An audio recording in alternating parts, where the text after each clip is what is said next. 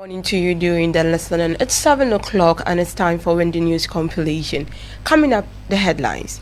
UEW hosts Girls in Technology Summit to bridge gender gap in ICT.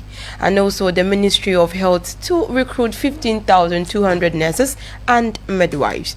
And on the international arena, shot fired as Nigeria cracks down on hunger protest. Reading the news is Nana Amma Nyamike Baini. Now the news in detail. The Department of ICT Education at the University of Education, Winneba, in partnership with the Information and Communication Technology Education Student Society Women Commissioner and J-Click, organized a summit for senior high schools in the central region of Ghana at the Jofuts Anamwa Conference Center. The program, themed Girls in Technology, was graced by female tech leaders who served as mentors, inspiring the young women to venture into tech, challenge stereotypes, and pursue their passion in this dynamic and evolving industry. Mrs. Wintima Akudugu, the Graduate Student Association of Ghana UEW Women Commissioner and a teacher at Ebenezer Senior High School, emphasized that the primary goal of this program is to empower young women by providing them with the skills and confidence needed to excel in the field of technology. She added that the initiative aims to bridge the gender gap in ICT and inspire a new generation of female tech leaders. Let's take a listen to Wintima Akudugu.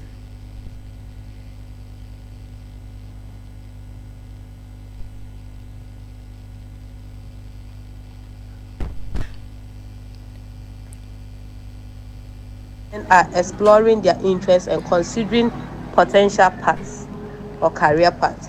So by engaging them now, we can provide them the necessary guidance and resources to help them have informed decisions, especially in the field of tech, where the women are underrepresented.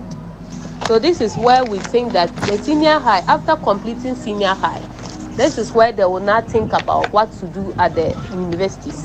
So we choosing senior high schools, girls especially, would help them have the informed information about technology, and also get to understand all the opportunities technology has for them, so that when they complete the senior high and they are going into the universities, they will choose technology or they will choose ICT to study or a field to study.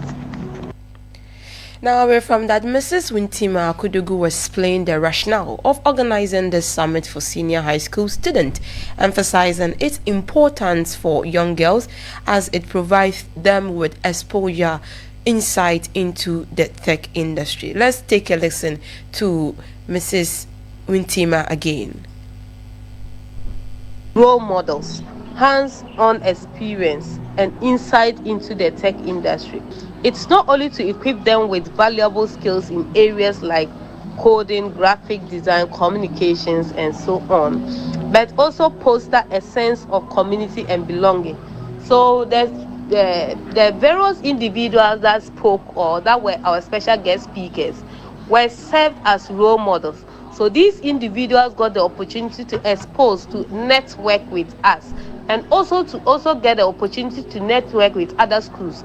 We invited 5 schools, and these schools include T.I. Hamadiya Senior High School Girls, Swedrow Secondary Senior High School Girls, Anchorage Secondary Girls, Winnipeg Secondary Girls, and of course Winnipeg. So these girls got the opportunity, with determination and the right support, they can excel in this field. And then to also have confidence. Being in tech, there are certain barriers or there are certain challenges that we face. One, you need to be confident in order to pursue tech. You need to be well equipped. That is, you need to be determined. Tell yourself you are different. And that was one of the things I told them. As a student and as a tech educator and as a founder of G-Click Foundation, I get up every morning to tell myself that, Wintima, hey, you are different. And that has always been my code. I am different and I will make the difference. So I think this summit was worth and attending. And Now, away from that, the chairperson of the Electoral Commission of Ghana and the president of the Executive Committee of the Association of African Election Authorities, Mrs. Jane Mensah, will host a delegation comprising women chairpersons from 8 election management bodies in Africa in Accra. The meeting, which will be held on August 5 to 6, 2024, will host leaders of electoral bodies from Cape Verde, Liberia, Ethiopia, Malawi, Namibia, Zambia, and Zimbabwe. The meeting is being held under the auspices of the United Nations Development Programme's Regional Service Center for Africa and the United Nations Electoral Assistance Division in collaboration with the International IDEA, the Association of African Election Authorities, and the Electoral Commission of Ghana. The meeting aims at offering an opportunity for women leaders of EMBS to establish a continental network of senior electoral administrators to foster peer support among women in election management leadership in Africa. A statement issued by the Electoral Commission of Ghana on July 31, 2024, said the meeting will additionally seek to review international and regional normative frameworks on women's political participation in Africa. Meanwhile, the Electoral Commission mop-up voter registration exercise, which began on August 1, ends today, Saturday, August 3, 2024. The 3-day exercise is to give opportunity to persons who turn 18 years after the recent limited voter registration and those who could not register previously to have their names captured in the voters register. The EC is targeting between 50,000 to 70,000 new voters on the electoral roll. It is taking place at the EC's 268 district offices, 26 public universities, and 41 prison centers across the country. The EC undertook a limited voter registration exercise from May 7 to 29 May 2024. And at the end of the 23-day exercise, the EC captured a total of 778,447 voters on the register, comprising 408,332 females, representing 52.45%, and 370,150 males, representing 47.55%. Currently, the EC has a total of 18,681,366 provisional registered voters. The EC has also engaged the services of the Mobile Telecommunication Network (MTN) to ensure stable internet connectivity during the exercise, as the registration would be conducted online. Now, away from that, let's do some politics, where former President John Dramani Mahama, the flag bearer of the National Democratic Congress, begin the first phase of his 2024 campaign tour from the Upper East region to Saturday, August 3rd. He will be in the region for 4 days. A statement issued by the campaign secretariat says the tour is meant to foster personal connections with the electorate and understand their needs. According to the spokesperson, Ms. Joyce Bawa Mutari, the CS campaign strategy will focus on the smaller event, community engagement, and targeted activities. Mr. Mahama is committed to leveraging his experience as a leader to promote the NDC's development agenda and canvass support from Ghanaians, Joyce Bawa Mutari said. The campaign tour is expected to take Mr. Mahama to various parts of the country, where he will engage with citizens and share his vision for building a better Ghana. Still on politics, the flag bearer of the ruling New Patriotic Party, Dr. Mahamudu Bawumia, has pledged to transform the agricultural sector, where technology will be introduced to boost food production to improve the lives of farmers. He said he would make agriculture his priority, where the best practices in Brazil and China will be brought to bear on Ghana's agriculture sector. addressing enthusiastic party supporters and sympathizers at the Jubilee Park in Bolgatanga in the Bolgatanga Central Constituency to round off his 5-day tour of the Upper East region last Tuesday. Dr. Bawumia reiterated his promise to establish district agricultural mechanization centers to make tractors and other farm equipment and input easily accessible to farmers.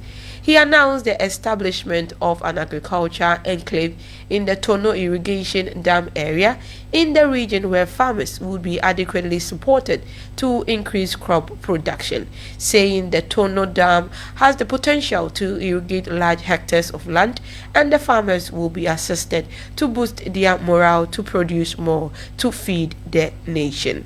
He assured the people that Walugu Multipurpose Dam Project and the Bolgatanga Airport will both be constructed under the next MPP administration to serve the intended purposes.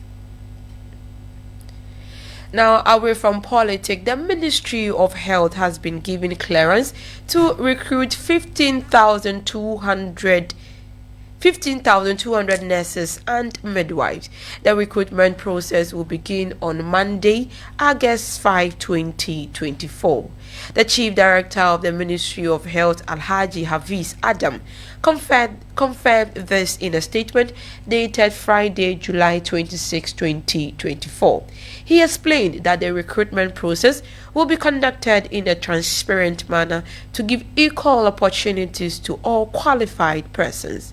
Qualified persons are therefore instructed to submit their applications through the Ministry of Health online portal. Applicants, after logging onto the portal, are to select their preferred agency under the ministry.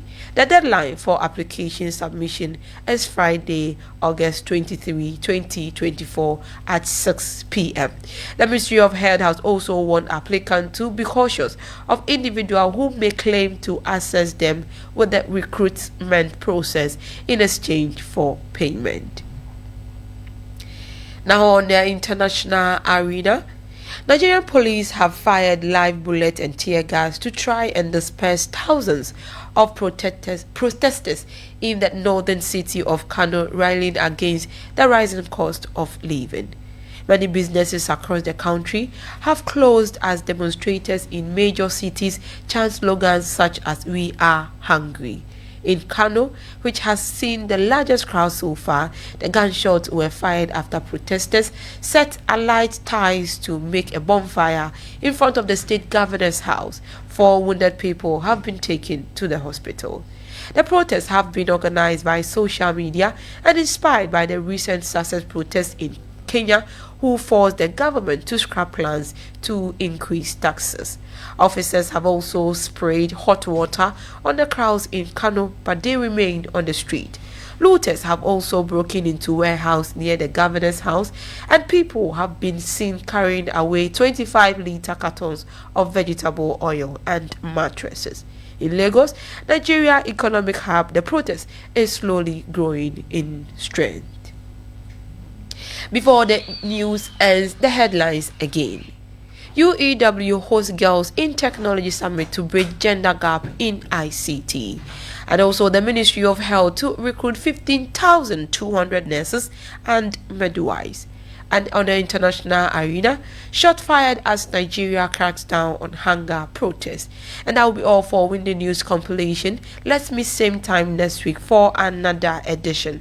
The news presented by Nana Ama Nyamike Baini. Thank you for doing the listening and do enjoy your weekend. Have a good morning.